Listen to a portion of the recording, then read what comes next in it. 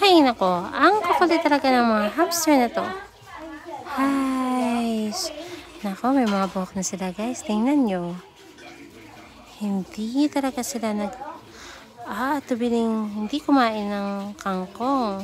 Kangkong talaga yung paborito nila guys. Binigyan ko sila ng carrots. Ayaw na kainin yung carrots. So, nag-try ako ng kangkong. Gabi, favorite talaga nila yung kangkong.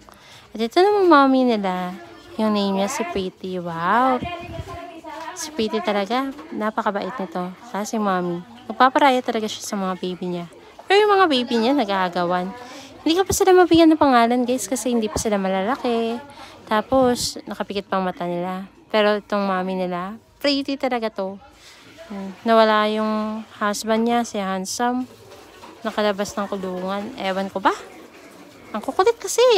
Magkasama silang dalawa.